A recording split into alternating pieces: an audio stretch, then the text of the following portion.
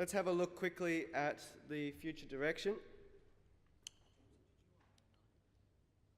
All right, so excellent. So let's talk about the 17.5 release first up. So with the 17.5 release, we are looking at a October release date for that. Now, I know that's a very short time frame away, but there's a very important reason for that, and that is that Crocodoc will be shutting down on the 31st of December, and we need to make sure that everyone has migrated off that platform by that date. So by setting a 17.5 release date in October, we can ensure that you've got plenty of time to upgrade your servers before that date. So I just want to make it pretty clear up front that this is one of the things that you need to start thinking about now, is that Crocodoc will shut down. That will mean two things. Firstly, it'll mean any documents that are stored in Crocodoc will be gone. And two, it will mean that you won't have access to that functionality after that date, okay? If you don't upgrade. If you upgrade to 17.5, however, we will be putting in place a migration script that will download all of your annotated work and documents from Crocodoc and storing them in Schoolbox. This creates a new problem. Storage. So all of those annotated documents will now be stored in your Schoolbox servers, so be aware that if you're short on storage, you may need to increase that before this time as well. We'll be contacting you if we think you're going to be impacted by this, to let you know how much data will potentially be coming down from Crocodoc. We have data on that, so we can provide you with information on how much we expect to be downloaded from that system.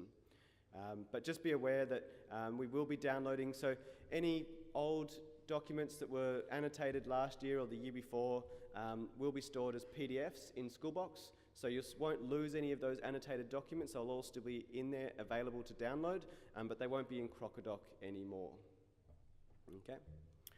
So moving forward, obviously that's some sad news, but some good news on top of that.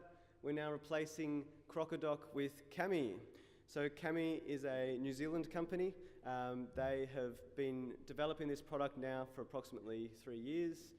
They have 3.5 million users, so they're quite a successful product. Most of their users are in America. There's not 3.5 million users in Auckland, I don't think, but they've got a very strong uptake in America. Some of the great features that will be coming with this product, obviously it's fully responsive, so it'll fit nicely. It drops right into where Crocodoc was, so it'll be a drop-in replacement. So all you'll see is, rather than seeing the Crocodoc annotator, you'll now see this, but it fixes lots of the problems that we've had with Crocodoc. This team is actively developing the system, and they're adding new features all the time. To give you a bit of an overview of the types of features and functions that you can expect in this new system, we've got drawing, obviously, with the stylus and on your touch devices. We're going to have the ability to embed images, shapes. I think a really nice thing here is audio annotation, so you can drop a recorded audio in line into the student's document. Students can actually reply, so it's a collaborative space as well, so you can have students replying to your feedback. So a really nice way to capture that data. We've got what else is in there? Just check my notes. They've got the ability, just all the same stuff as what Crocodoc had. There we go. Is all in there. So all of that same functionality, but one of the things that is great about this company is that they are actually actively developing it. And so they've got video annotation coming soon. They've got formula support, so you can do formulas.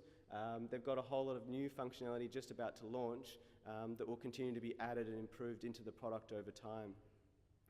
The other thing with Kami is that although we're dropping it in to replace Crocodoc in 17.5, there's a potential for it to be used much wider throughout the system. I've been thinking about whether we can use it in the classroom, as teachers could share worksheets and have them as collaborative exercises. You could create exercises using the assessment system that were Kami collaborative documents, where students could write and draw straight into the document. So sort of that, I guess what a lot of schools have been using OneNote for, we could recreate that experience with Cami somewhat, directly with inside Schoolbox. Thank you. So yeah, there's plenty of opportunities there for growth with this product, so I'm really excited about putting it in and replacing Crocodoc.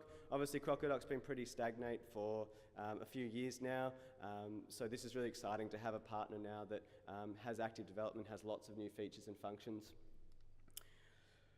Alright, so what else are we going to do for 17.5? It's obviously a pretty short release, so we're not going to have a lot of time to do much else. But as I was talking about just before in our feedback session, we just go and trawl the forums and find some nice high-starred items in there that are quick wins, low effort but high value. And we've picked out a bunch of things. We've got the freeze pane for the markbook up there. There's a couple of others obviously that we're looking at that we're going to drag in. I'm not going to announce them all just yet because some may or may not make it. But there will be a bunch of small changes as well, quick wins that we can make. So if you've got any ideas, feel free to let me know. I'm happy to take feedback as well about what you think would be quick wins and high value additions for 17.5. But just remember that we only have really 4 weeks to deliver this, so they really have to be quick wins. So looking forward into 2018, that wraps up our sort of, for the rest of this year pretty much, will be the replacement of Crocodoc. But looking forward into 2018 and what we'll be delivering for the future, we're really going to be focusing on 3 things. Sort of, one of them is quality. So from our perspective, quality is really something that we need to do more work in. And that's going to involve a whole range of different things. But I think this UX pyramid that floats above Matt Day's head in our office is one of those things that I sort of reflect on a lot about what our software could and should be. Now I think we've really got the functional stuff pretty well done. We've got the reliable stuff really well done. We're somewhat there with the usable stuff. Convenient sometimes. Pleasurable, probably not as good as it could be. And certainly meaningful, we've got a fair way to go to get there to the point where you're actually finding it really meaningfully changing your school and your environment. So there's a lot of work there to actually improve the whole software as a whole and look at what we can do. That type of work is going to be done using the types of things that I was talking about just before, the feedback that you provide, the discovery, the usage surveys will let us understand what features you have trouble with, where you think we should focus our attention, what we should be doing. I'm just going to check my notes again. It's a bit hard with the phone. Okay, let me just check. Sorry about this. One of the things that we are going to be doing with this process is automated testing.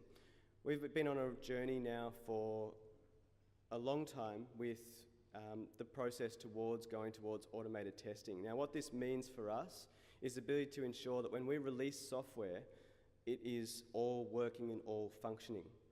Now at the moment, our automated testing covers a very small fraction of the system. What that means is we're spending a lot of time testing the software before we release it to you. It takes us a long time to ensure the quality of the system. We need to rewrite big chunks of the system to allow automated testing, and so that work's going to be a big chunk of what we're doing in 2018 so that we can get to a point when we release that software, it's absolutely 100% reliable, and then that will allow us to focus on some of the higher order things within this pyramid. One of the other things that I think is really important and to think strategically about is doing more with less. Over the time, Schoolbox is now 15 years old and the code base has got quite large. We have a lot of features, a lot of functions. We're constantly getting asked to add new bells and whistles all throughout the system. And all of that code needs to be maintained. The quality of it needs to be improved. It all needs to be our focus, but we can't focus on all of those things. So looking forward into 2018, we're going to be doing more, but with less code in our system. We're going to be doing it by integrating our partners, by promoting our partners, by bringing them into the fold and allowing you to choose products that help make the system better without us having to write the code specifically. Obviously, Kami is a great example of that. We're going to be bringing that partner into the system. You're going to get an amazing wealth of new functionality, and we won't have to maintain that. They will be focused on delivering that quality and that reliability, and we can get on with building a great learning management platform.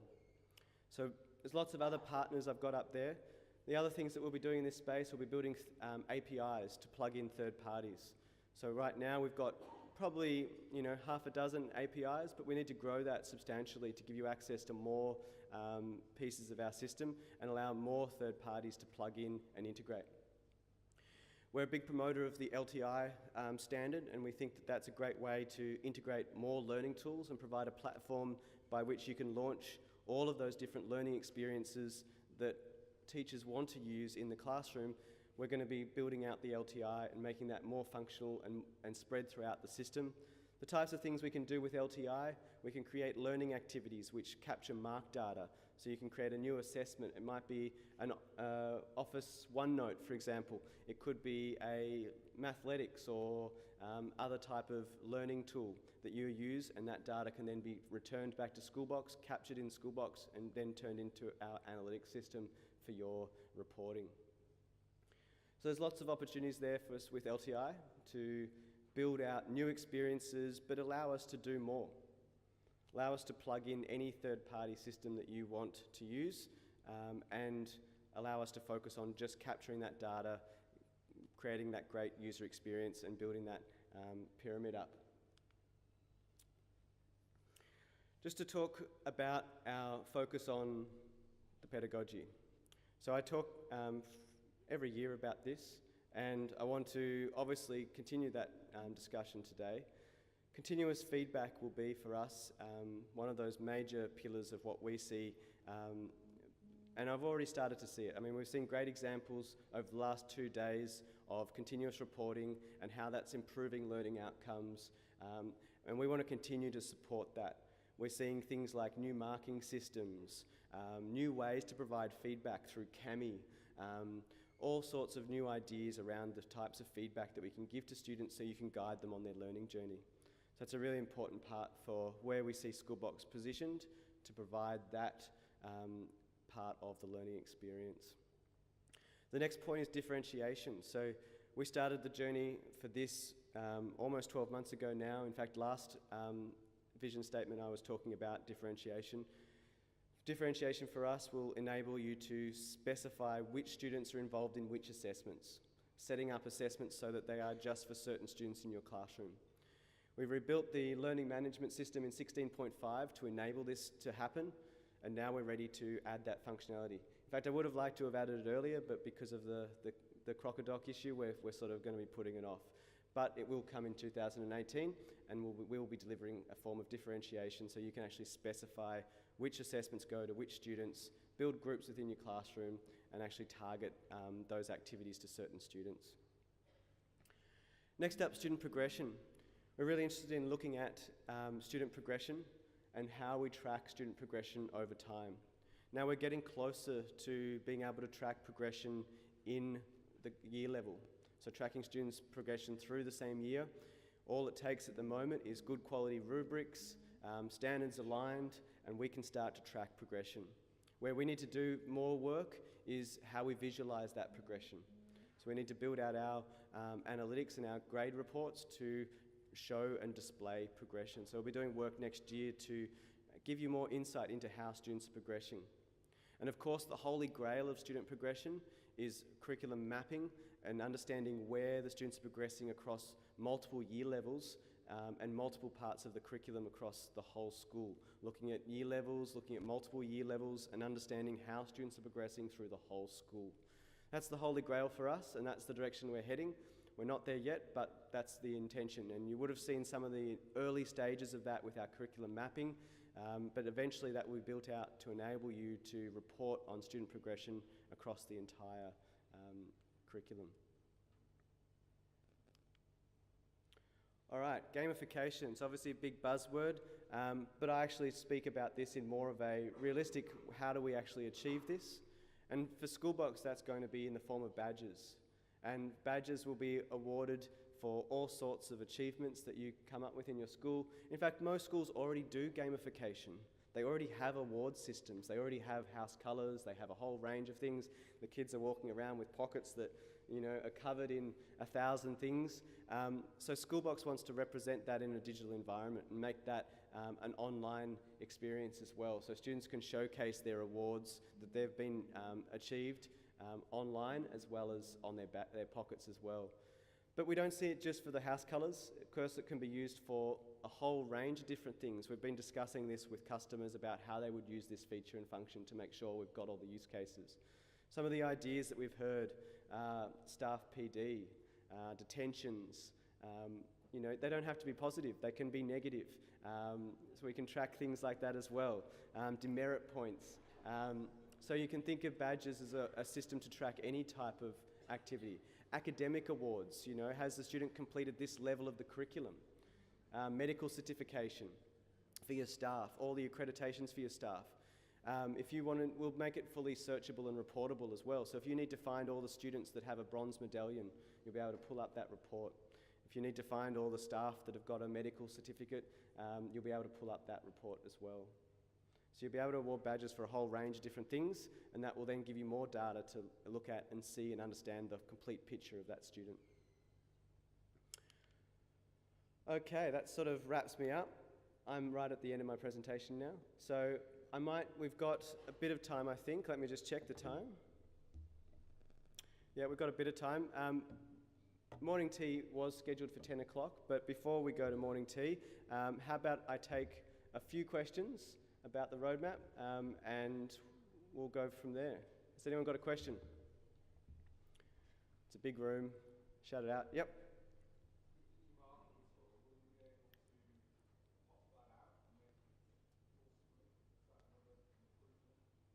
The Mark book? Cami? we haven't really looked at it yet. Initially, it's probably just going to be as it is now. We're just going to drop in replacement. I can't tell you specifically whether it'll be full screenable or not, but it's a nice idea. So chuck it in the forum and we'll put that on the list.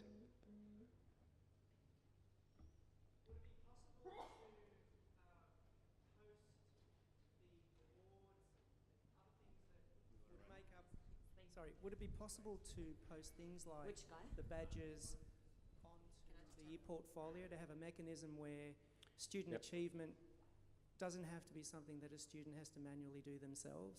Yep. So Victor just asked about the badges and how they'll be showcased. So yes, they will be something that we see the student managing, like self-promoting, but it'll also be automatic. So what we imagine is badges will have some form of value, and the highest value badges by default will be promoted to the student's profile screen. So when you're looking at a student's profile, you'll see the highest value badges. In terms of self-management, I still like the idea that students have some form of control over what they showcase, what they believe are their greatest achievements. So I do believe that we need to have sort of a bit of combination of both, so where students can both showcase badges, what they believe is their best, and also for the system to show you what their highest value badges are as well. I'm just wondering if you could talk a little bit more about the integration between Schoolbox and Rubicon Atlas. Okay, so question about Rubicon Atlas and the integration. I was talking before about the curriculum mapping aspect. That's very much a necessity for curriculum mapping. We need to understand your curriculum in order to do curriculum mapping. We need to be able, and in order to report on that full picture of the curriculum, we need to know your curriculum. So building integrations to products like Atlas Rubicon or others that you do your curriculum mapping with is very much part of that roadmap and vision. I don't think we can create a product that will enable full student progression to be tracked without that integration. So yes, I think that's very much part of the process. Thank you for the freeze frame in Mark's book. That will be wonderful. No I'm problem. wondering, we're not on the latest version, but could we also add it to the progress report as well, so that we could have a freeze frame there? And if you're scrolling around, Otherwise, you lose the student names. Yeah, interestingly, the progress report no longer exists. As of 16.5, the mark book and the progress report were merged into one page, and now there's filters on that page, so you can filter it to show you just tasks or just due work or assessments, and so now it's all in one system. So the freeze panes will apply to both, I guess. Excellent. The other thing is, in South Australia, our marking system has assessment types. So to be able to group assessments in sort of subsets within the marks book is something that would really support the sort of requirements of our system. I love it when we've already built this feature. So version 17, that's available now. Hi. With badges, will they be customisable, where we can create our own, and in the future will they be animated like a GIF file? Well, as many of you know, we love animated GIFs at Schoolbox, and you can certainly do animated GIFs already in Schoolbox. I wouldn't imagine that would change with badges. But in terms of badge creation and badge building, we are looking at supporting the Open Badge API. And what that will allow you to do is use third-party tools for badge creation. If any of you have used badges before and used systems like Credly, you can actually go and use their badge builders. They've got templates for creating badges, and then you can export that badge via their open API, and we expect that to be importable into Schoolbox. So you'll be able to bring badges you've created in other systems into Schoolbox and vice versa. Probably not going to have a badge builder per se. We'll probably just have a simple image upload or GIF upload. But if you want to use badge building tools, there's tools out there you can also use, and we'll make sure that they can be integrated. Hi James, a lot of discussions yesterday about consolidating homepage news, group news onto the dashboard, like the dashboard news component. Any progress on that? Yeah, so the news feature in general is probably one of the oldest features in Schoolbox, and it comes from the very early days of Schoolbox, and the fact that news on the homepage and news at the school level are two separate systems, and they have different features and different functionality. And for us, it doesn't make a lot of sense that there's actually two news systems. So looking forward, we'd like to replace both those systems with one single news system and take a lot of the feedback that we've had about what people would like in a news system, a modern news system, things like likes and comments and image galleries, and integrate that into a future news system that can then be targeted not just at a school level but at a group level, across multiple groups to individuals, and use it as a whole news system. We'd really like to do something like that. Where it is on the roadmap at the moment, probably somewhere around midway, but rising fairly quickly, because that code is so dated now. We'd really like to replace it. So yeah, it is something we're thinking about. Final question for this morning. Better make it worthwhile. So James, your merits here, the badges you're talking about, is it going to tie back into the pastoral care system, and is it going to have workflow in it where if they get 10 demerits or whatever, they get a badge? If they get 10 awards, they get a certain badge. If they get, there needs to be some workflow in there around if they're getting a certain amount of badges, they move to the next level. So is there going to be workflow in there? Sure. So great question, Craig. Thanks. So whether it ties into the pastoral system, I actually see it as a complementing system to the pastoral system. Generally, people see the pastoral system as a negative and the badges as a positive, but the lines could blur between the two. You can use the pastoral system as for positive just as much as you could use the badges for the negative. So I do see them as complementary systems. I imagine that they will be both displayed together, something along the lines of when you look at a student's profile, it'll tell you that they have 4 new pastoral messages and 5 badges, something on those lines. So they will be complementary systems. In terms of the workflows, yeah, we've thought about with badges having the ability to award a badge based on a previous badge being awarded. So for example, you might have a rule that says if you get 3 of this badge type, you get a new badge. It could be, if you get 3 Fridays, you get a Saturday, something like that. Or it could be if you've got 3 levels of English achievement, you get your accreditation for Year 9 English or something like that. So we can see lots of ways that you could use it to add badges together to award a new badge, and that will be included as well. All right, it's the last question. That was All right. the last question. Matt, do you want to come up? Sure. Well, thank you very much. I hope we got something out of that quick session. Glad we could squeeze that in, and I'll look forward to seeing you later this afternoon in my session on releases.